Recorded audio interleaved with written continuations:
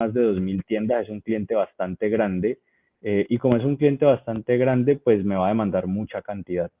Entonces, el primer pedido de uno es de 250 millones de pesos. Entonces resulta que de uno me dice, mi política de pago es de 30 días. Entonces, eso quiere decir que yo tengo que comprar materia prima, procesarla, convertirla en un producto final, entregarla, facturar y esperar 30 días para que me paguen. Quiere decir que desde el día en el que yo compré estoy haciendo un egreso, estoy poniendo una plata, y el día en el que yo recaudo pueden haber pasado casi 45 días. ¿Qué es el confirming? Entonces vamos a empezar con el confirming. El confirming es, yo como necesito comprar materia prima para poderle cumplir a de uno, yo a mi proveedor no tengo plata para pagarle ya. Entonces yo voy a donde el banco y le digo, oiga, banco, hágame un favor. Yo tengo esta orden de compra de D1, eso significa que ellos me van a pagar un valor en el futuro por la mercancía que yo les voy a vender, pero yo no tengo plata para pagarle a mi proveedor. Entonces yo necesito que usted me preste a mí una plata, para yo con esa plata podérsela pagar a mi proveedor, y así poder elaborar el producto que necesito para entregarle al cliente que es de uno. Cuando de uno me pague, yo le pago a usted. Entonces, esa es una forma, y el confirming lo que hace es financiar las órdenes de compra hacia atrás. El factoring es el otro caso. Entonces, digamos que yo sí tenía la plata, o me la busqué o me la conseguí, para comprar la materia prima, pero no tengo para pagar la nómina, pero no tengo para diferentes cosas, y no me sirve esperar los 30 días de D1 porque necesito el flujo de caja. Entonces, lo que yo hago es que yo voy al banco y le digo, oiga, banco, tengo una factura que le emitía de uno. La factura es un título valor. Un título valor significa que es un documento que tiene valor monetario, que puede ser canjeable, y que si yo se lo doy a alguien, ese alguien va a poderlo cobrar, por tenerlo, si yo se lo he endosado. Entonces lo que hace uno ahí al banco o al inversionista en este caso, uno le dice, mire, présteme, si de uno me debe 250 millones de pesos, yo le entrego esta factura, usted no me dé los 250, déme 240, gánese usted 10, que usted sí puede esperar estos 30 días para que le paguen. Entonces, eso es el factoring. Es una operación donde yo anticipo el pago que un cliente me tiene que hacer, que estaba a un largo plazo, y que me sirve para tener liquidez inmediata, donde yo obviamente tengo que sacrificar algo de rentabilidad, porque esa rentabilidad se la va a ganar quien tiene la liquidez y me está prestando la plata. Entonces, esas suelen ser el tipo de transacciones de deuda que les gusta financiar a los capitales privados, básicamente porque el respaldo es el mismo negocio. Queda un título o valor como garantía de eso, y al final de uno ya no le va a pagar a tu empresa, sino que de uno le va a pagar a quien te financió la operación. Entonces, ese es un poquito como el modo de operación. No sé si hasta ahí me hice entender bien. ¿Me recuerdas, por favor, el primer concepto? Confirming, como confirmar, pero con confirming. Confirmen, pero ese mismo también es como si uno endosara la factura. No, ese es por orden de compra y es hacia atrás. Te prestan la materia, te prestan la plata para abastecerte de materia prima con base en una orden de compra de un cliente tuyo. Ahí el riesgo es un poco más alto porque todavía no hay un título valor, es decir, la factura no está emitida. Está emitida la Okay. orden de compra del cliente, entonces suele ser más riesgoso y por lo tanto la tasa suele ser un poco más alta. Pero es que como tú, no sé si interpreté mal o no comprendí bien, pero tú lo estabas diciendo que llegaba uno al banco y decía, mira, tengo esta orden de compra con D1, pero es diferente a la factura, la orden de compra a la factura. Es distinta, efectivamente. Y depende de la Okay. empresa que le esté emitiendo, la credibilidad que el banco o el inversionista pueda tener en eso. Adelante. Y en ese caso, ¿cuál sería más factible? O sea, ¿cuál sería más recomendable? ¿El factoring o el confirm? Suele ser el factoring porque generalmente el factoring se hace con el cupo o con los estudios que tiene la empresa que está, siendo el cliente de esa factura. Entonces, si tu cliente es un cliente grande, usualmente uno acepta términos de pago largos cuando el cliente es grande, de 30, 60 días, porque uno sabe que tener ese cliente es importante para la empresa. Entonces, el estudio de la viabilidad de prestarte la plata lo haga un banco, lo haga una entidad financiera especializada en factoring o lo haga, alguien de capital privado, lo van a hacer con base en los estados financieros, en este caso de D1.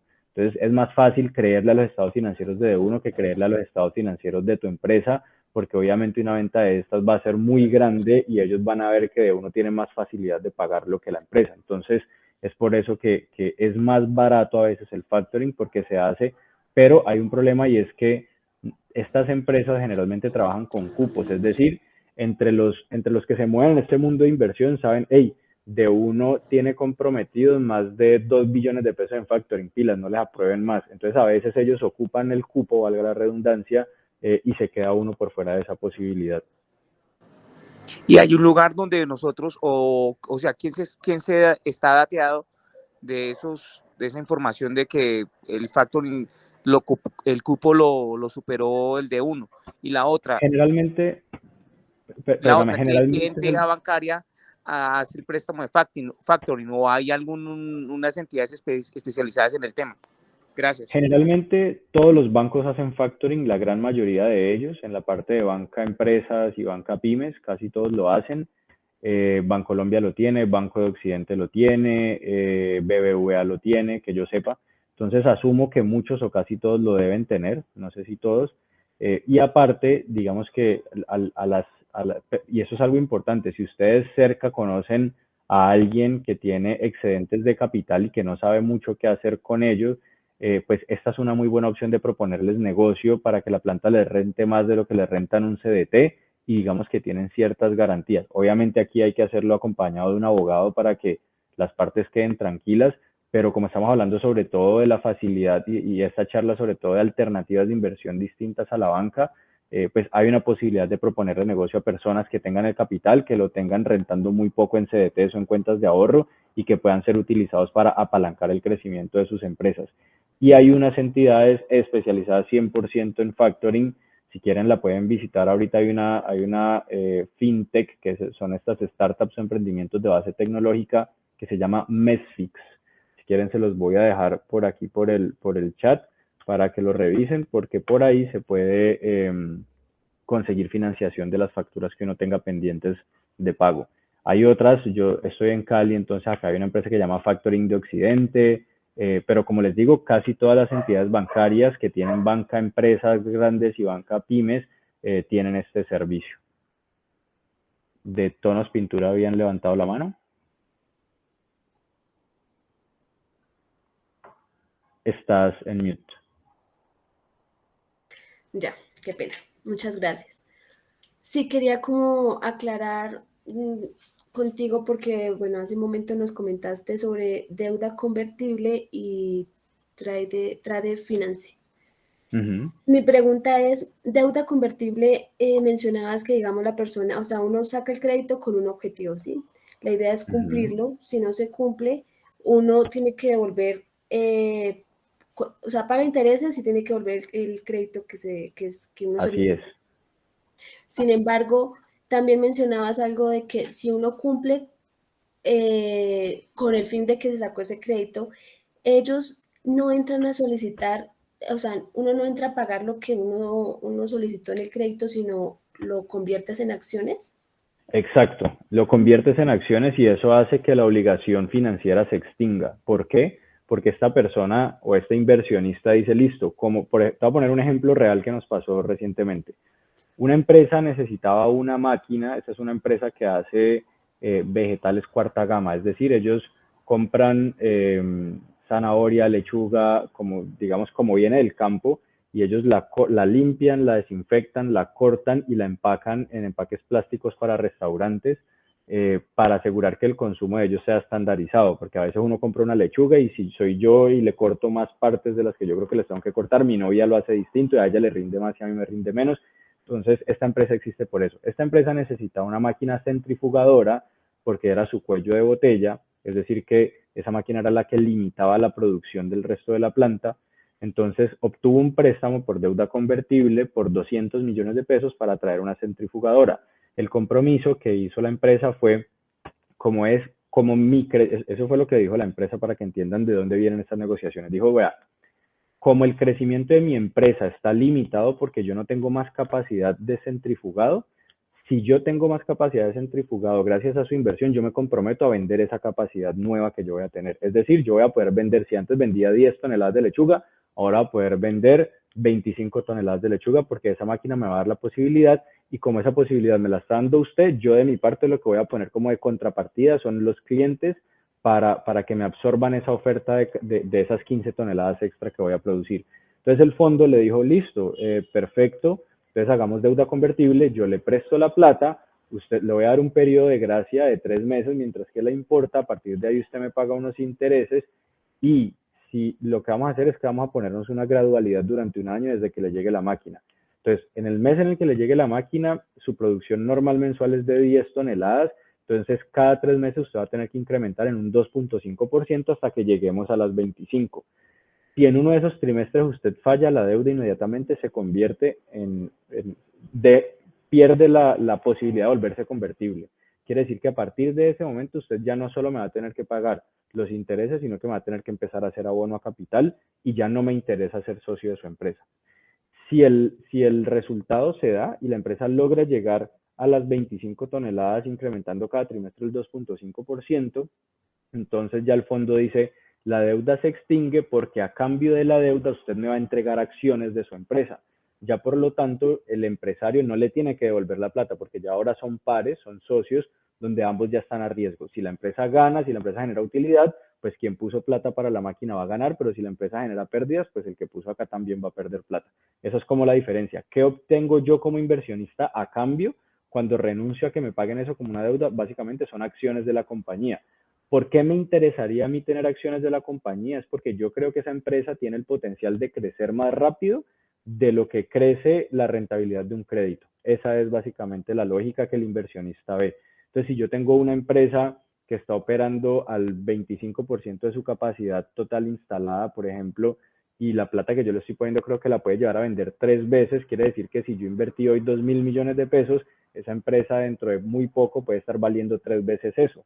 Entonces, una aproximación que no es tan así, pero entonces si yo hoy recibí acciones por 2.000 millones de pesos, dentro de 3 años o 4 años voy a poder tener que esas mismas acciones por las que yo pagué 2.000 ahora valen 6.000 millones de pesos. Entonces, esa es un poquito la lógica de esa convertibilidad de las acciones. No sé si eso resuelve a tu inquietud. Sí, muchas gracias. Vale, perfecto. Listo. Y la última de la que les quería contar allí es el crowdfunding, o eso le dicen la financiación colectiva. Y la financiación colectiva es donde yo pongo a que muchas personas financien mi idea o mi negocio. Esto que les compartí aquí es, ¿alguno de ustedes sabe qué tipo de empresas transan sus acciones en la bolsa y qué tipo de empresas no pueden transar sus acciones en la bolsa de valores de Colombia? No, señor, sería interesante poder. Listo, les cuento. Las empresas que transan acciones en la Bolsa de Valores de Colombia son empresas que superan cierto nivel de facturación, que son sólidas rentablemente, que son además grandes en su mayoría y en su gran mayoría tienen que ser sociedad anónima. Las SAS, por ejemplo, en Colombia, y asumo que la gran mayoría de los que estamos aquí somos SAS, las SAS no pueden, por lo menos con la reglamentación actual, transar sus acciones en la bolsa. Esto obedece a algo y es que creo que las limitadas también pueden transar acciones en la bolsa. La razón por la cual las SAS no lo pueden hacer es porque el mecanismo que tienen los socios de responder con su propio patrimonio cuando le queden mal a sus acreedores es limitado. Es decir, las SAS son más favorables para los socios de las empresas y menos favorables para los acreedores. Cuando las empresas son de responsabilidad limitada o son sociedades anónimas, los socios tienen cierta obligación de responder con su patrimonio personal a las acreencias que la empresa no pueda pagar. Eso quiere decir que es una garantía y por lo tanto la Bolsa de Valores solamente se atreve a respaldar a empresas que cumplen con esos criterios y evidentemente que sean grandes. La Bolsa de Valores de Colombia, y si hay alguien aquí que trabaja en la Bolsa de Valores o algo, me disculparán el comentario, pero es una bolsa, además no es porque sean ellos, es porque es el mercado colombiano, el mercado bursátil colombiano es un mercado muy mediocre, donde la gente no tiene muy claro cómo hacerlo, donde las empresas y los estados financieros de alguna forma tienen ciertas incertidumbres sobre su veracidad. Y eso ha hecho que la Bolsa de Valores de Colombia no sea muy líquida. ¿Qué significa que no sea líquida? Es que no hay suficiente plata que se mueva en Colombia en la compra y venta de acciones. ¿Eso por qué es un problema para la bolsa de valores? Porque la bolsa de valores gana por cada transacción que se hace. Entonces, si hay menos transacciones y si menos empresas son sexys para que les inviertan o compren o vendan acciones, pues la bolsa de valores se va quedando sin plata. Todo este cuento se los conté porque la bolsa de valores, viendo toda esta dificultad, decidió desarrollar un mecanismo para poder invertir o poder facilitar la inversión en pymes, en empresas que son SaaS, en empresas más pequeñas, pero que igualmente tienen alguna solidez en sus estados financieros. Por lo tanto, crearon Ascenso. Ascenso es una plataforma de la Bolsa de Valores de Colombia que a partir de la inversión colectiva permite financiar planes de crecimiento de las empresas.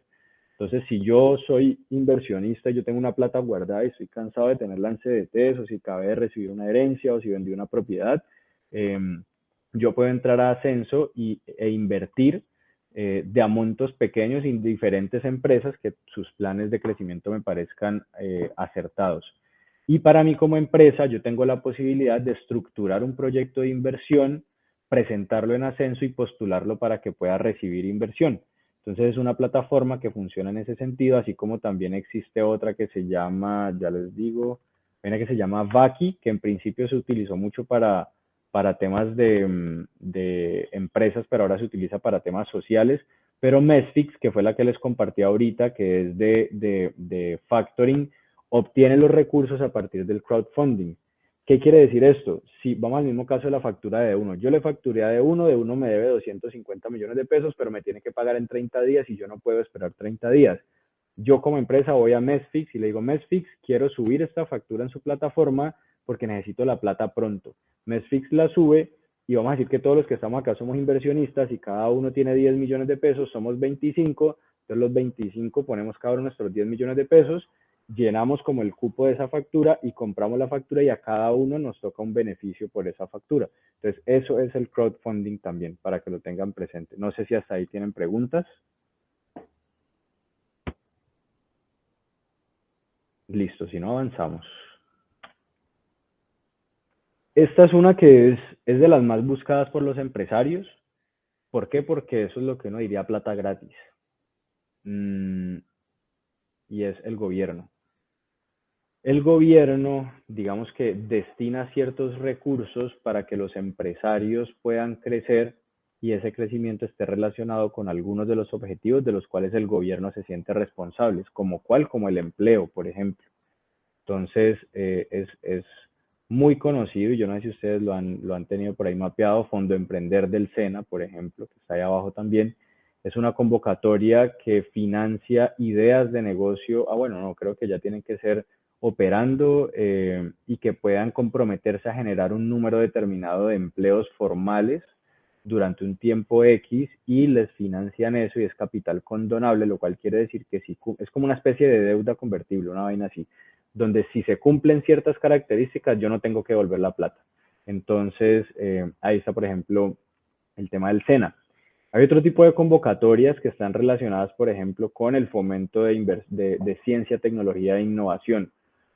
Yo no sé si ustedes alguna vez lo han leído, pero en Colombia se sacaba un índice departamental de innovación y cada departamento obtenía un puntaje. Y la verdad es que Colombia es un país donde en ciencia, tecnología e innovación somos bastante quedados respecto de otros países con los que nos podamos comparar. Y por lo tanto es interés del gobierno, y les voy a explicar por qué es, porque como nosotros somos una economía abierta donde recibimos importaciones y hacemos exportaciones, cada vez que la industria nuestra sea menos competitiva y tenga menos valor agregado, pues la balanza comercial, que es la diferencia entre lo que yo exporto y lo que importo, va a ser más deficitaria.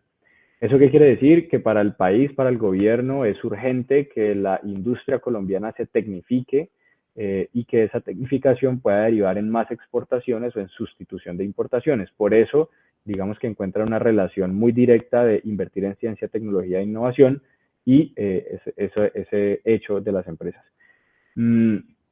¿A quién pueden ustedes estar monitoreando ahí? Colombia Productiva suele ser una de las entidades estatales que depende del Ministerio de Comercio, Industria y Turismo, si mal no estoy, que publica permanentemente convocatorias no solamente de financiación, pero también tienen que ver con temas de formación, de conexiones de valor y demás, para ayudar a que las empresas se tecnifiquen.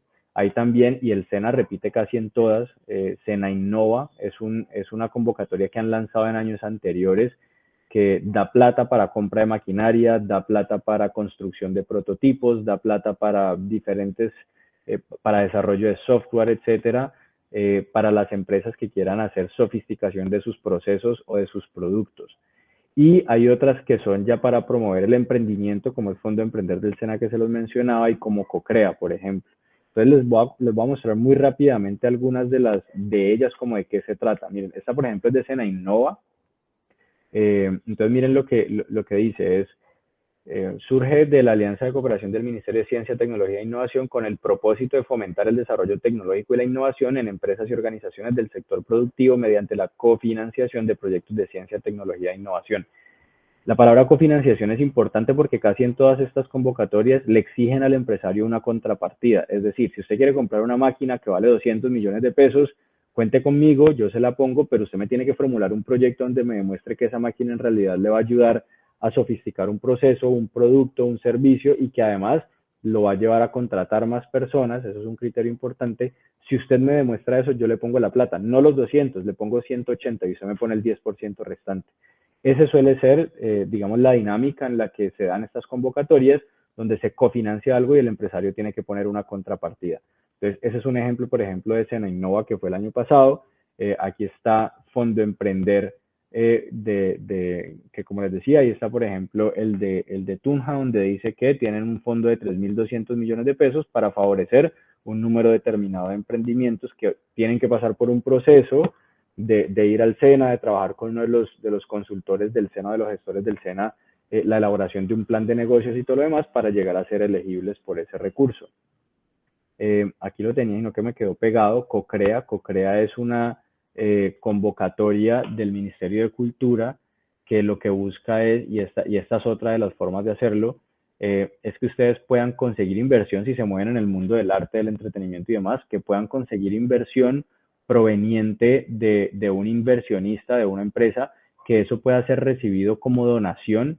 Ustedes sabrán que para uno poder certificar una donación uno tiene que ser una ESAL, es decir, una entidad sin ánimo de lucro. Si yo soy una sociedad comercial, una SAS, SA, limitada, lo que sea, yo no puedo certificar donaciones que sean deducibles de impuestos para el donante.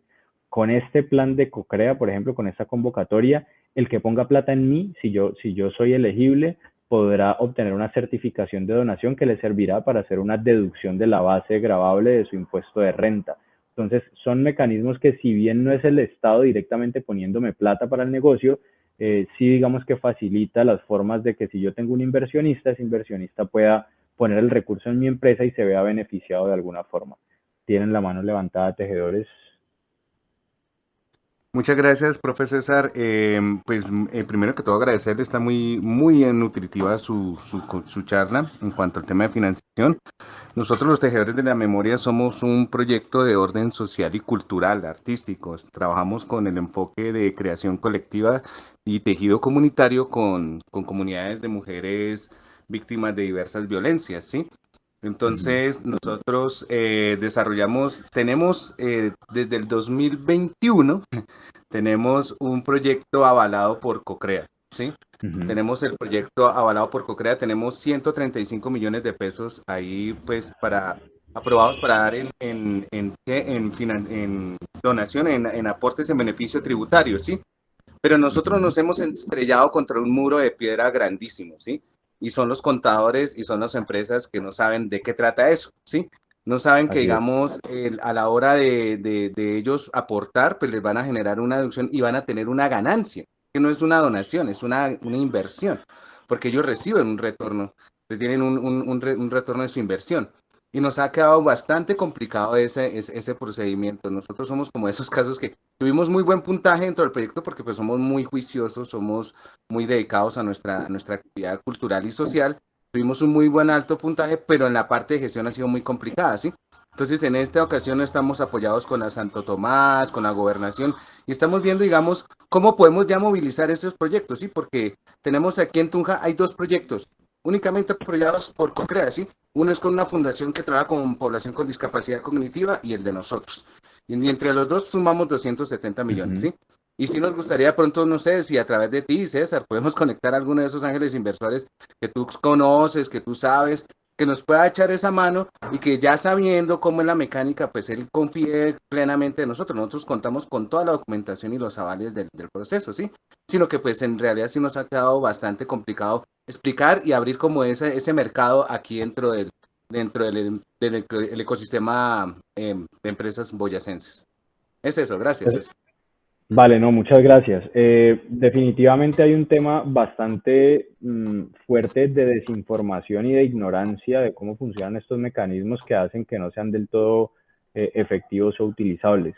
Les cuento que yo hace poco conozco un grupo de personas que trabajan asesorando empresas, estructurando proyectos para poder ser elegibles en este tipo de convocatorias y tuvieron un problema con una empresa que necesitaba y ya tenía casi firmado que iba a recibir 800 millones de pesos de un inversionista que creía que esa plata se deducía del monto a pagar del impuesto de renta y eso no es así. Lo que hace es deducir la base gravable por un valor superior al invertido. Si yo invierto 800 millones de pesos, eso me lo multiplica por el 165% y ese es el valor que yo puedo deducir de la base gravable. Ahí hay dos temas y es el inversionista puede poner la plata como una donación con la cual reduce la base gravable del impuesto de renta, o el inversionista, si ve que hay un negocio que puede ser rentable, lo que puede decir es, ¿sabe qué? Tejedores de la memoria, yo no le voy a poner la plata como una donación, yo la voy a poner como inversión y la voy a poner a cambio de acciones de su empresa. Pero, digamos, y de esta forma, además del beneficio tributario de deducir en alguna medida la base gravable del impuesto de renta, pues voy a tener una participación futura en la rentabilidad de la operación económica de la empresa. Entonces, digamos que hay ciertas formas de hacerlo, es cierto que hay mucho desconocimiento, de hecho les cuento, esto mismo funciona para inversión en temas de energías renovables. Si yo hoy por hoy invierto 100 millones de pesos en paneles solares, yo recibo sobre esos 100 millones de pesos un beneficio adicional para deducir de mi impuesto de renta y aparte tengo otro beneficio tributario que es la depreciación acelerada de esa inversión. Entonces son temas muy técnicos, yo los invito a que si tienen la oportunidad revisen, porque muchas veces hay oportunidades que dejamos pasar por simple desconocimiento, pero que la verdad es uno sentarse, tomarse el tiempo de leerlo, de pronto de compartirlo con un amigo contador, abogado, lo que sea, que le ayude a tener un poco una idea más formada, pero definitivamente hay un tema de brecha de conocimiento que hay que ir superando para que estos ejercicios puedan ser efectivos. Entonces, yo lo que te diría es que en el caso particular que me planteas y en el pedido que me haces de revisar si podemos conectar con inversionistas, mi área de especialidad no es el tema de cultura y los inversionistas que se mueven ahí son inversionistas que son o filántropos, por un lado, y les interesa más como donación, y ahí de pronto hay grupos empresariales, familias empresariales que por tema de responsabilidad social lo pueden hacer. Las empresas familiares grandes suelen tener fundaciones y a través de esas fundaciones derivan inversiones de ese tipo. Entonces te invitaría a revisar tal vez fundaciones de empresas grandes de la zona que de pronto existan. Sé que hay muchas, por ejemplo, y me corrigen si estoy equivocado, pero en Boyacá alguna vez tuve contacto con algunas fundaciones de mineras, por ejemplo, de empresas dedicadas a la minería y destinan algunos recursos para este tipo de cosas. Entonces ahí puede haber la posibilidad de que encuentres inversionista para el proyecto. Eso por ese lado. Finalmente, bueno, me quedan un par, pero tengo que acelerar un poco el ritmo porque tengo 4 minutos. Creo que me robaré unos 5 más si las organizadoras me lo permiten para poder terminar mi presentación. No, tranquilo, puedes tomar el tiempo necesario. Esperamos que los empresarios y emprendedores pues también tengan una disponibilidad de tiempo. De hecho, los hemos convocado de 5 a 7 de la noche, pero bueno, ya ahorita les comentamos. Entonces, pues tú tranquilo con el tema. Vale, Margarita, muchas gracias. Esta que les traigo acá es una que se usa hoy por hoy muchísimo para empresas, generalmente se ve mucho en el área de tecnología y servicios. Y es cuando yo estoy emprendiendo, y yo les voy a contar una de las grandes obstáculos que tienen los empresarios cuando empiezan a crecer. Contratar gente cara, contratar gente costosa. A nosotros nos da miedo eso porque evidentemente muchas veces casi que igualan el salario que nosotros tenemos como gerentes y decimos, pero ¿y si me sale mal a esta persona y si no responde y toda la plata que va a invertir en esta persona y con lo que contrato a este podría contratar a 5 personas operativas más? Pero llega un momento en el que definitivamente si no tengo un equipo lo suficientemente capaz en quien yo pueda empezar a delegar responsabilidades serias, yo como empresario voy a llegar a un punto en el que ya no podría avanzar más y por lo tanto el crecimiento de la empresa se va a estancar también. Entonces, en estos casos en los que es importantísimo uno contar con un equipo de primer nivel, con un equipo de muy buenas cualidades y características, y no tengo la suficiente disponibilidad de capital para pagarles el salario que ellos en el mercado podrían conseguir, pues uno piensa en el vesting. Entonces, aquí en este caso en particular, es una necesidad de capital para financiar un equipo profesional y capaz. Eso es básicamente cuando uno utiliza esto. ¿De qué se trata el vesting? Se trata de darle al empleado una participación en la sociedad a futuro, siempre y cuando yo considere que ese empleado es clave que se quede. Lo voy a llevar a un ejemplo para que me entiendan. Yo quiero contratar a una persona que en el mercado le ofrecen tranquilamente 8 millones de pesos. Yo como empresario no le puedo pagar más de 3,5. Yo puedo pactar con esa persona y decirle, mira, si tus condiciones de calidad de vida te permiten vivir con 3,5 millones de salario, yo te invito a que le apuestes al futuro de esta empresa. Yo te pago ese salario y encima firmamos un contrato de vesting donde dentro de, no sé, 2 o 3 años vas a poder tener el 10% o el 15% de esta empresa. Si esta persona tiene esa posibilidad, entonces eso generalmente, como les decía, pasa en el sector de tecnología y emprendimientos de base tecnológica, pero en servicios también pasa. ¿Qué tiene que tener el vesting? Lo primero es, tiene que haber el compromiso de una persona que se quede durante un tiempo determinado para poder acceder a ese paquete accionario. Es decir, yo no es que por firmar esto le estoy regalando el 15% y usted mañana renuncia y se me quedó con el 15%, no. Esto significa que usted va a tener un compromiso de quedarse un tiempo y cuando se cumpla ese tiempo y ciertos hitos, ahí también uno puede establecer unos hitos o logros, ese paquete accionario será suyo. Eso suele ser gradual, es decir, si completamos un año, entonces tendrás el 2% de la empresa, si completamos un año y medio tendrás el 5%, y si completamos 2 años y unas ventas de tanto, entonces tendrás el 10% de la empresa. Entonces, esta es una forma de apalancarse y así no parezca, esto es conseguir inversión, porque básicamente ese empleado clave que yo estoy convenciendo de trabajar en mi empresa por un salario líquido más bajo del que el mercado le pagaría, pues es una financiación que él está poniendo en mi empresa. Yo a cambio de eso, ¿qué tengo que hacer? O qué se utiliza es congelar el valor de las acciones a hoy. Si hoy mi empresa está valorada en 1.000 millones de pesos y yo le prometo que le voy a dar a esta persona el 10% dentro de 2 años, si dentro de 2 años la empresa creció extraordinariamente y el valor de la empresa ya no es de 1.000 millones, sino de 5.000 millones, pues yo le doy el valor de las acciones sobre la valoración inicial. Eso es fundamental porque hay contratos de vesting en donde se le exige a la persona que además de cumplir el tiempo tenga que pagar un capital así sea pequeño al cabo de ese tiempo para poder quedar con las acciones. Entonces, no sé si muchos de los que están acá se pueden identificar con esto. Esto es muy específico del tema, como les decía, tecnología y servicios, pero digamos que es un mecanismo válido para cuando uno quiere retener y atraer talento que sabe que es costoso. Listo. Este que es cuentas en participación es, digamos que la forma más fácil de usarlo es en establecimientos de comercio. Ahí hablo de restaurantes, sector gastronómico, porque suele ser una alternativa a las franquicias, pero se los voy a explicar con, no sé, un ejemplo de gimnasios. Vamos a decir que yo soy propietario de 3 gimnasios. Tengo 3 gimnasios, están ubicados, no sé, en la ciudad de Bogotá y he determinado que el tipo de gimnasio que yo tengo, por estar dirigido a quien está dirigido, debería tener en Bogotá no 3 puntos de venta, sino que a Bogotá le caben 30 puntos o 30 gimnasios como los míos. Yo los llamo puntos de venta, pero llamo los establecimientos de comercio. Entonces, si a Bogotá le caben 30 y yo tengo 3, pues me faltan, ¿cuánto? 27. pero yo sé que para montar cada gimnasio necesito 1.000 millones de pesos y pues yo no estoy ni cerca de tener 27.000 millones de pesos para montar todos esos gimnasios. Entonces, ¿yo qué hago? Yo digo, mire, yo tengo varias alternativas. La primera puede ser franquiciar. Entonces, al franquiciar, lo que yo hago es ceder el uso de la marca a un tercero que va a licenciar el uso de la marca y enseñarle a un tercero a operar mi modelo de negocio de la forma en la que yo lo opero para que pueda tener una rentabilidad parecida a la que yo tengo. Y yo soy parte de eso, recibiendo unas regalías o unos pagos por las ventas que esta persona realice.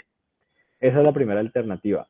¿Esa por qué no la cuento como inversión? Porque en últimas esa compra de franquicia no la están invirtiendo en mi empresa, sino que lo que están haciendo es sencillamente montar un negocio donde yo estoy licenciando algo y yo tengo que prestarle un servicio para que ese alguien pueda generar una rentabilidad. Las cuentas en participación lo que hacen es decir, necesito abrir 27 gimnasios, yo no tengo la plata, yo no quiero ceder acciones de mi empresa tampoco, entonces lo que yo hago es que cada gimnasio lo voy a abrir con un inversionista distinto. Entonces voy a buscar a Juanito y Juanito me va a dar 1.000 millones de pesos para montar un gimnasio. Juanito, esa plata que me está poniendo entra como deuda y lo que yo me comprometo es a repagarle esa deuda a interés cero, es decir, no me va a cobrar intereses. Todos los pagos que yo le voy a hacer desde el día que me preste la plata van a ser abono a capital 100% y con base en el tiempo que yo me demore en pagarle, asimismo se adquiere el compromiso de darle una rentabilidad a perpetuidad sobre ese gimnasio en particular para el cual yo usé los 1.000 millones de pesos. Entonces, si yo abrí una nueva sede en el barrio, no, ustedes me disculparán, yo no conozco mucho Bogotá, pero digamos en La Soledad, y yo sé que Juanito me prestó la plata para abrir La Soledad, yo me demoré en pagarle 2 años, entonces el compromiso era que si yo le pagaba en 2 años, yo le iba a ceder a partir de ahí el 10% de la rentabilidad del negocio de ese gimnasio en particular a perpetuidad. Entonces, esa es una forma en la que yo puedo levantar inversión para abrir nuevos, especialmente establecimientos de comercio, donde yo no tengo que ceder acciones, donde el interés es cero, pero donde definitivamente la rentabilidad la voy a tener que compartir con ese inversionista a futuro y en la proporción de esa rentabilidad que yo le comparta va a estar en función de qué tanto tiempo me demore yo en pagarle el capital que él me invirtió en primer lugar. No sé si tienen preguntas sobre eso en particular. Sí, adelante. Digamos, ahí la rentabilidad, hay como un riesgo, digamos, del inversionista, si el punto sí se vuelve comercial y si no, y si se cierra, pues ahí él también pierde, o uno, o en el contrato puede colocar que si no es factible ese punto comercial, se le devuelve lo que ellos prestaron. Generalmente, eso depende de la negociación. Generalmente la empresa adquiere la deuda por el monto por el que la persona prestó la plata y si el establecimiento no funciona, digamos que lo primero que uno haría como empresario es liquidar todo lo que tenía en el punto de venta, inventarios, mobiliario, todo lo que pueda vender para tratar de rescatar el mayor valor posible y saldar esa deuda.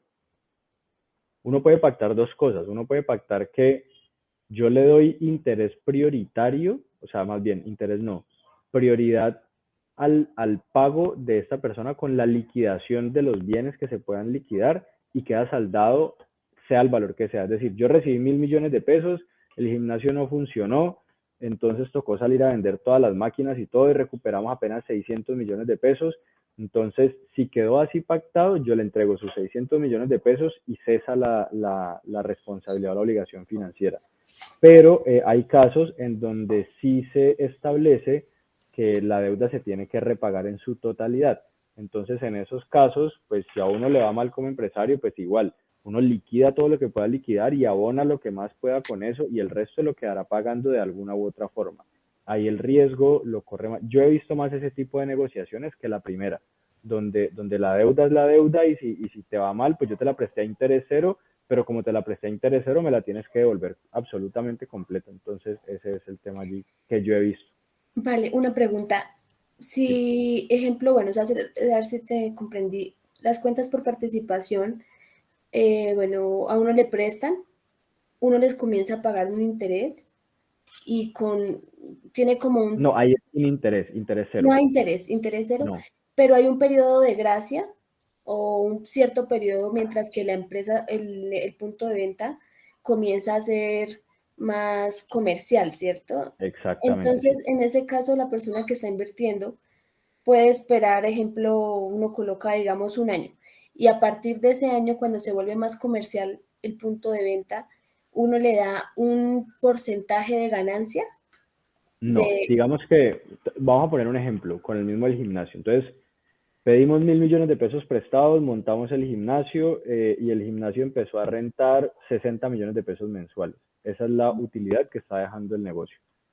Yo como dueño de la empresa puedo tomar la decisión de coger esos 60 y destinarlos completicos mes a mes para irle abonando a esa deuda de los 1.000 millones de pesos. Esa es mi decisión. O yo puedo decir, no, pues voy a esperar. Entre más tiempo me demore yo en pagar la deuda, más alto es el porcentaje de utilidades que yo le tengo que dar a perpetuidad. Entonces ahí, digamos que yo como empresario tengo un incentivo para pagarle a mi acreedor rápido porque me interesa compartirle la menor cantidad de utilidad posible cuando ya le haya repagado la deuda. Entonces, si yo me demoro mucho más, bien porque el punto no está dando los resultados que esperaban o no a la velocidad que se quería, o sencillamente porque tomé la decisión de no hacerlo, si yo me demoro más de cierto tiempo, pues a partir de ese tiempo casi que toda la utilidad va a tener que ser de él de ahí a perpetuidad, entonces pues para qué monte el punto de venta si va a tener que sacrificar casi toda la utilidad. Entonces generalmente tiene que haber un balance entre buscar pagarle rápido para que el inversionista ya quede tranquilo de que al menos recuperó su plata y que a partir de ahí va a tener una rentabilidad permanente y perpetua sobre ese centro de costos o sobre ese establecimiento de comercio. No sé si esa explicación resuelve la inquietud. Sí, sí, ya. Cuando tú dices palabra, o sea, perpetuidad, quiere decir que de un tiempo, o sea, depende del momento en que se le cancele todo lo que ellos nos prestan, de ahí en adelante comienzan a tener como una ganancia, una utilidad, Para siempre, siempre, para para siempre. siempre. Eso es negociable. ¿Por qué es negociable? Generalmente cuando tú haces ejercicios financieros de valoración de empresas, tú traes a valor presente unos flujos futuros. Es decir, yo estimo que el gimnasio va a seguir dando 60 millones de pesos durante los próximos 180 meses, ¿cierto? Entonces yo traigo ese valor a presente aplicando unas técnicas financieras con tasas de descuento y digo, si fuéramos a valorar este proyecto por 5 años, no a perpetuidad, pues porque nada existe hasta el infinito. Entonces, si lo traemos a 5 años, yo te puedo ofrecer 500 millones de pesos ya para que a partir de mañana yo ya no te tenga que volver a compartir mi utilidad. Entonces, esas cosas son negociables desde las técnicas de valoración financiera. Es decir, no es que ya yo me gané eso para toda la vida, o sea, en teoría sí, pero esas cosas siempre son negociables. Y para un inversionista puede resultar interesante decir, pues si vas a sacar 10 millones de pesos mensuales de aquí para toda la vida, pero me están ofreciendo hoy ya 600 millones de pesos y yo tal vez tengo algún destino mejor que darle esa plata en vez de recibir esa renta, pues listo, negociémoslo. Entonces suele haber negociaciones también ahí, pero digamos que el compromiso que se adquiere en un principio es a perpetuidad. Ya la negociación que se pueda dar después para comprar ese derecho, pues es algo que usualmente también se hace. Ah, vale. Muchas gracias. Listo. Vale, vi que Michelle tenía levantada la mano. Sí, señor, muy buenas tardes. Buenas tardes. Nosotros tenemos una empresa en Boyacá, Lácteos, únicamente fabricamos yogur. Entonces nosotros ya hace 2 meses a una gran superficie y en el próximo mes ya vamos a entrar a dos grandes superficies más. En la bodega donde construimos la fábrica, es un arriendo y la tenemos que entregar en 2 meses. Entonces hablamos con el grupo de éxito para ver si nos dan la posibilidad de hacer máquina, ¿sí? Mientras construimos una fábrica. Pero ¿qué pasa? Aprobaron las dos, pues, el producto, iniciamos un periodo de prueba el próximo mes y también dijeron que se podía hacer. Nosotros ahorita no tenemos el capital para comprar un terreno y para la bodega y hacer el desmontaje y nuevo montaje de la fábrica que ya tenemos. Estamos interesados, nos parece súper chévere toda esa información que nos está dando porque nos sirve bastante. Pero sí, buscando un tipo o sea, quisiéramos saber qué otras entidades o métodos de financiación como las que usted nos está hablando pues hemos escuchado como ángeles inversionistas, empresas más y hartos tipos de empresas que hacen eso. Pero no sé si sea posible tener acceso como a una lista o una base de datos donde nosotros podamos consultar o acercarnos con alguien para exponerle como eh, nuestro propósito y el proyecto que tenemos para seguir operando la empresa. Pero necesitamos como la forma en la cual poder conseguir el capital para invertir en nuestra fábrica, para poder tener en terreno propio la construcción de nuestra fábrica y seguir operando sin necesidad de maquilar, ¿sí? Perfecto. Pues Gracias. yo respetuosamente haría un primer comentario y es que es importante uno definir en qué modelo está, en qué modelo de negocio está y en los casos que yo he visto donde la empresa decide comprar un terreno para construir una bodega o incluso comprar una bodega, son casos en donde entierran muchos recursos que bien puede ser cupo de endeudamiento o patrimonio que después les hace falta para financiar la operación, que es a lo que en realidad, digamos, se dedica la empresa. Yo sé que la leche, por ejemplo, ha sufrido un tema de precios bastante significativo en incrementos en los últimos años y sé que en el último año, perdón, y sé que en particular en la elaboración de productos lácteos, el gran peso del costo de producción viene de la compra de la leche, que es la materia prima principal, obviamente. Eh, y si el día de mañana tu empresa llega a firmar con un ARA, con un D1, con un Ísimo, con uno de estos, la necesidad de capital de trabajo va a ser considerable y en ese momento va a ser mejor tener disposición de recursos para financiar la compra de la leche y la producción del yogur que para pagar una bodega que además en algún momento incluso se puede llegar a quedar pequeña. Entonces mi recomendación en principio y obviamente muy respetuoso y sin conocer el caso a profundidad es que revisen si en realidad esa es la mejor opción o si definitivamente puede haber más flexibilidad usando una infraestructura que ya exista donde se trasteen muy rápidamente y puedan reanudar la producción, que es en últimas el negocio al cual se dedica la empresa. Sin embargo, en cuanto a tema de lista de posibles inversionistas, no la tengo porque además eso funciona muy dependiendo de donde uno se mueva. Puede haber una posibilidad y sería chévere que de pronto pudiéramos conversar porque si tienes impacto en pequeños ganaderos, es posible que algunos de los fondos de inversión con los que yo trabajo puedan tener algún interés en la compañía. Entonces, si quieres, puedo dejar mis datos para también el que necesite alguna recomendación en ese sentido, con mucho gusto poderlos atender.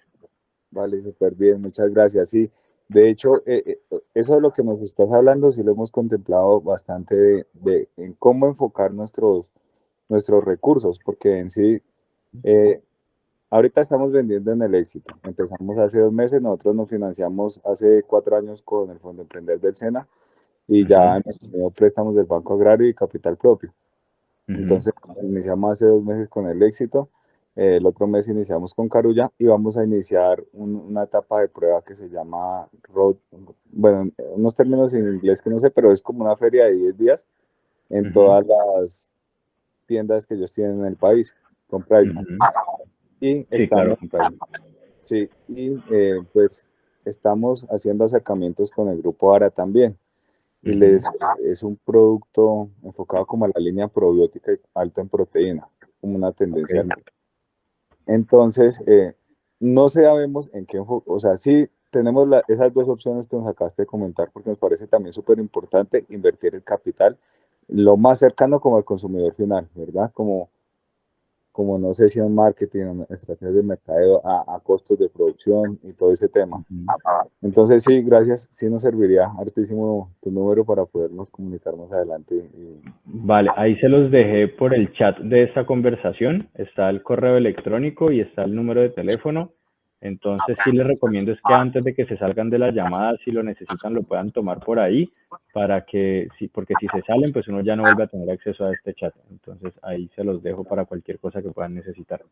Vale, muy amable, muchas gracias. Vale, con gusto.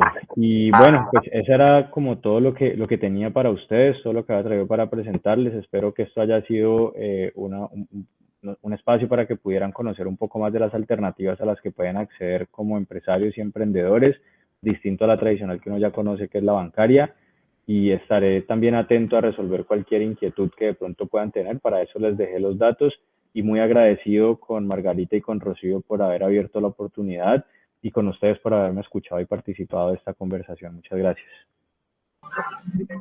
Muchas gracias, César, a ti por habernos compartido toda esa información y todos esos conocimientos. Yo sé que es de gran importancia para nuestros emprendedores conocer este tema, para nuestros empresarios. Muchísimas gracias. Vale, con mucho gusto. Yo los dejo, que tengo un compromiso familiar. Espero que tengan un muy feliz fin de semana y bueno, que puedan seguir adelante con sus negocios y como les dije, lo que necesiten, ahí están mis datos. Muchas gracias. Vale. Chao. Gracias. Gracias César, muy amable. Muy amable. Bueno, a los emprendedores, empresarios, les comentamos que la segunda sesión preparatoria, pues la vamos a tener entre martes y miércoles de la semana próxima, teniendo en cuenta pues que nuestro segundo invitado de Comeva tuvo pues alguna dificultad para poder hacer la sesión en este horario y bueno, finalmente no le fue posible. Entonces ellos siguen pues con el compromiso de poder adelantar con ustedes pues esta sesión informativa que falta sobre todo el tema de crédito, que pues es información también muy valiosa desde la experiencia de Fundación Comeva, de cómo orientan a los emprendedores y empresarios a la hora de tomar decisiones importantes para tomar créditos para poderse financiar con esos recursos de la banca tradicional. Entonces, bueno, les comentamos que vamos a informarles entre lunes y martes de la semana próxima. A sus correos les estaremos enviando pues la información para la segunda sesión con nuestro segundo invitado de Fundación Comeva, que agradecemos pues la vinculación de la fundación, es muy valiosa en estos espacios, vemos que nos traen información de valor para todos y bueno, ahí importante que tomen los datos de César, que sigamos con estos contactos que son muy, muy importantes porque definitivamente pues nada mejor que obtener información y orientación de, pues, de expertos, de personas que han trabajado y